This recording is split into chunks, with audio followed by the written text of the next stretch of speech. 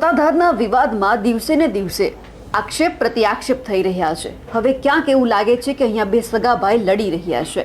સૌથી પહેલા તો જ્યારે સત્તાધારના મહંત આજે વિજય મહંત છે તેમના ઉપર અયાશીના આક્ષેપ લગાવવામાં આવ્યા અને એ આક્ષેપ છે તેમના જ સગા ભાઈ દ્વારા નીતિન ચાવડા છે તેમણે લગાવ્યા। પણ સવાલ એ હતો કે જે આક્ષેપ લગાવવામાં આવી રહ્યા છે તો એમનો જવાબ જે આ વિજય મહંત સત્તાધારના છે તે ક્યારે આપે છે અને તેઓ ખુલીને પણ બોલ્યા। પણ જેવો એમનો જવાબ સામે આવ્યો તરત જ હવે એ બાબતે આક્ષેપ પ્રતિ આક્ષેપ એટલા માટે થઈ રહ્યા છે કે નિવેદન આપ્યું એટલે કે તરત જ નીતિન ચાવડા છે તેમના ઘરે પોલીસ પહોંચી ગઈ। નમસ્કાર, નિર્ભય ન્યૂઝ સાથે હું છું રિધિ। અત્યાર સુધી આપણે જોયું હતું કે સત્તાધારનો જે વિવાદ છે તે ચરમસીમાએ પહોંચ્યો છે।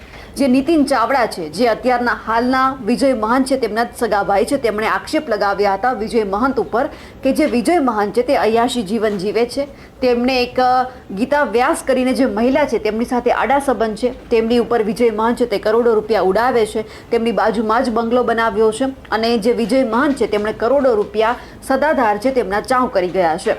એટલે સૌથી પહેલાં તો હિસાબ માંગ્યો હતો અને જે આ બધા જ તેમના આડા સંબંધ છે તેમની પણ પોલ છે તે નીતિન ચાવડાએ ખોલી હતી અને આ બધી જ પોલ ખોલતા તેમણે નિવેદન પણ આપ્યું હતું અને એક પત્ર છે તે મુખ્યમંત્રીને પણ લખ્યો હતો। એટલે અહીંયા સવાલ એ થઈ રહ્યો હતો કે નીતિન ચાવડા કેમ આ બધી જ પોલ છે વિજય મહંતની તે ખોલી રહ્યા છે।